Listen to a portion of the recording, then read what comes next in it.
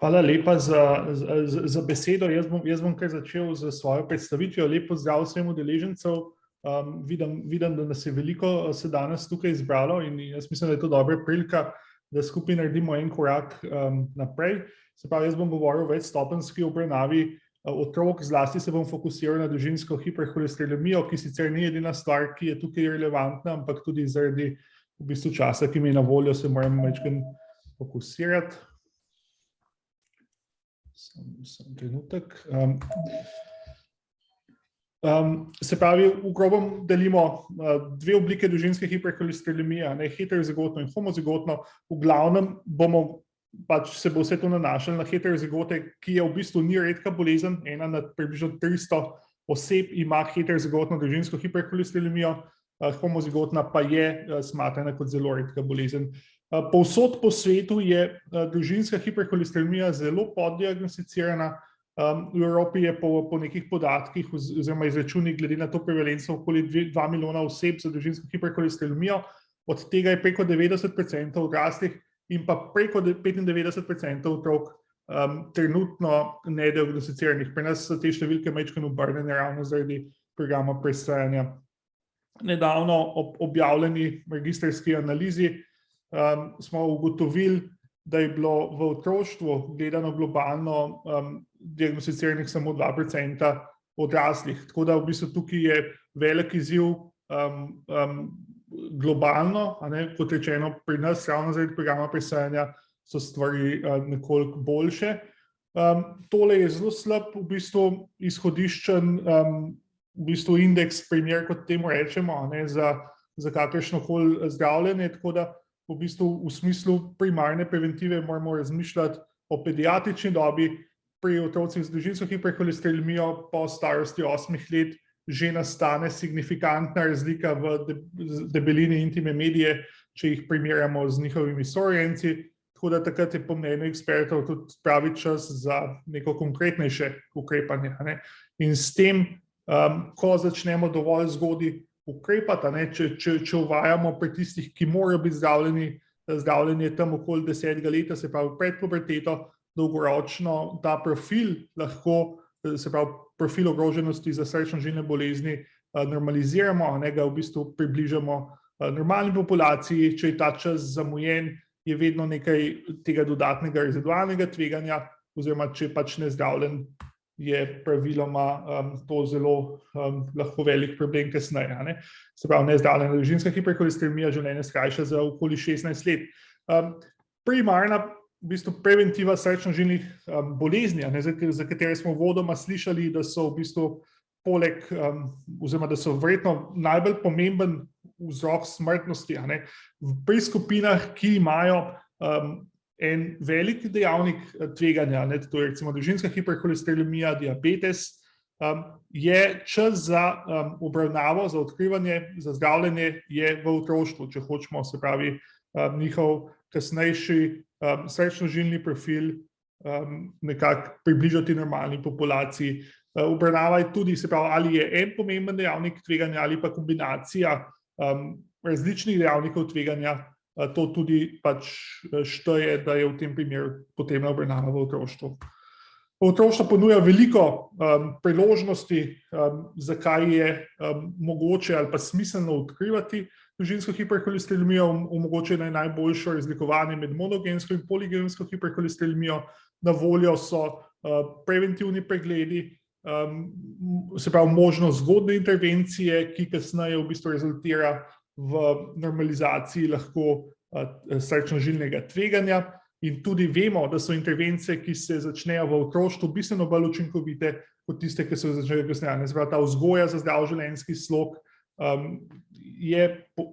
je zelo pomembno, da se prične v otroštvu. Zelo lahko je v otroštvu dodati tudi potem, ko odkrijemo otroka, je zelo težko, zelo enostavno odkriti tudi sorojenca ali starša tega otroka, ki ima isto stanje, in s tem v bistvu vplivamo na srčno-žilni profil, srčno-žilno zdravje celotne družine. In vemo seveda, da je imeti zdravega starša tudi v interesu otroka. Se pravi, družinska hiperholesterolemija nekako v bistvu dosega vse te klasične kriterije za smiselnost screeninga. Trenutno je Slovenija še vedno neka taka oaza, bi lahko rekli, iz tega vidika Evrope, čeprav se tudi tukaj zadnji čas dosti spreminja. Tako da verjetno nam bo nekaj držav sledilo. Tukaj seveda govorimo o tem univerzalnem presajanju.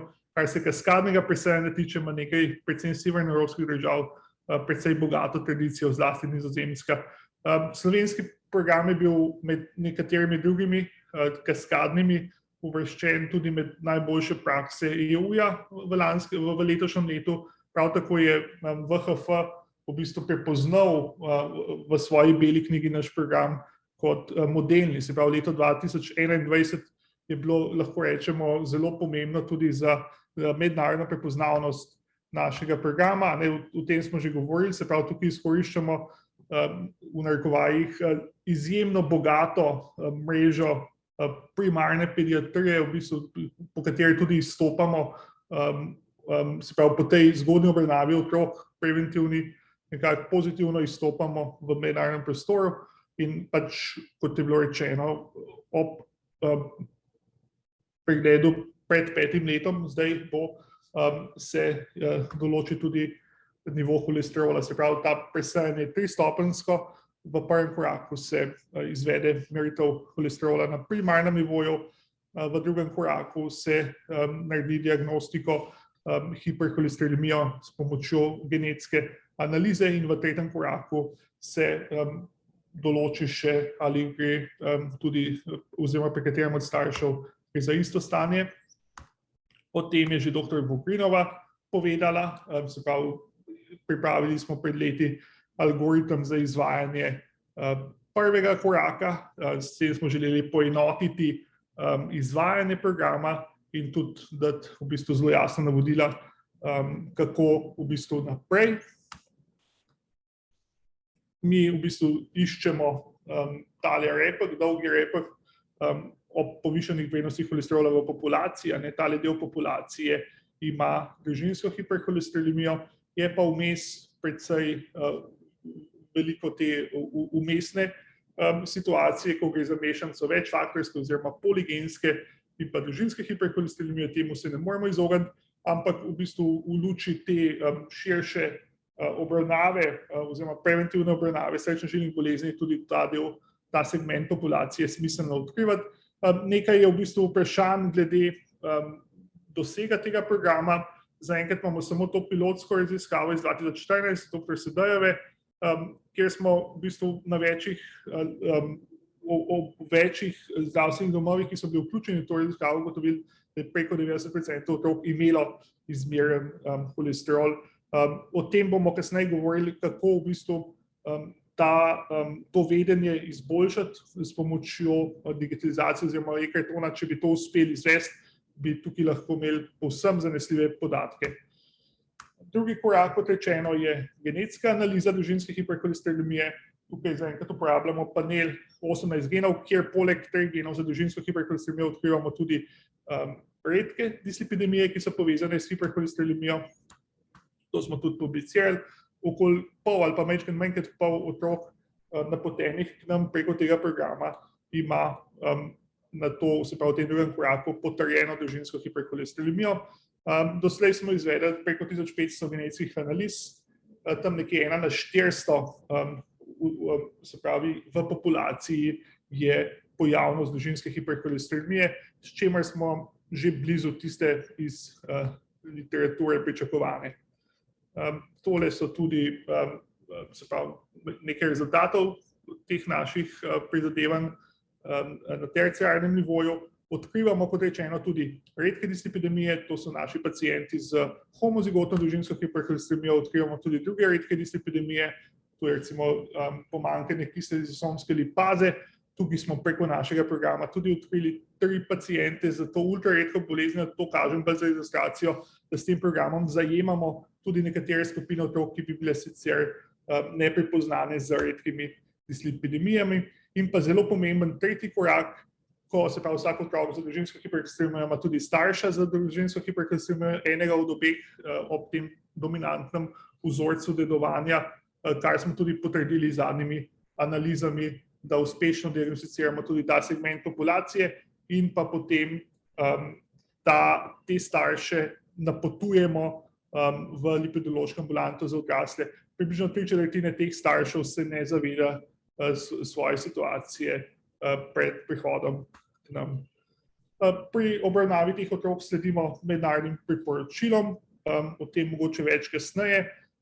Nekako je uveljavljena pač dogma, zgodneje je boljše, se pravi, zdravljenje mora biti pravočasno. Vemo, da je statinska terapija varna in učinkovita. Veliko pediatričnih študij na voljo, ki kažejo izjemno ugoden varnostni profil.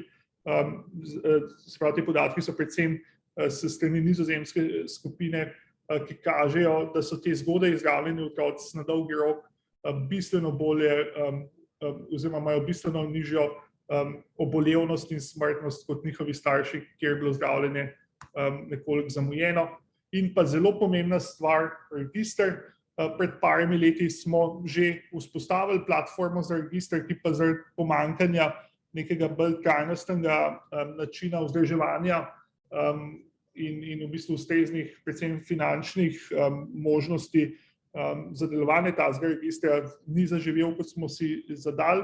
Kljub temu pa vzdržujemo te registre, ki so majčkeno bolj parcialno zasnovani, predvsem pa uspevamo nekako se vključevati v ta mednarodni register, kamor izvažamo naše podatke tudi, in to je v bistvu nek tak zelo pomemben del cele zgodbe. Se pravi, to, kar počnemo, želimo vsekakor tudi nekako celostno zajemati, analizirati, zato ker le tako lahko vemo, da delamo pravilno. Se pravi, naš model presajanja je prepoznan kot pomemben, kot praktično izvedljiv, ima v bistvu pomembne rezultate, predvsem za zdravje teh družin, ki imajo družinsko hiperholesteremijo, in teh ljudi, kot vemo, ni tako zelo malo.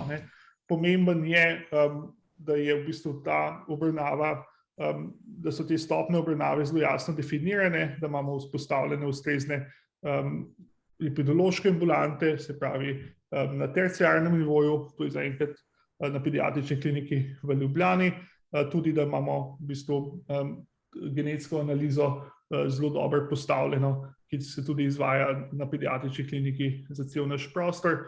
Zelo pomembno je sodelovanje z primarno ravnjo, kar mislim tudi, da nam uspeva.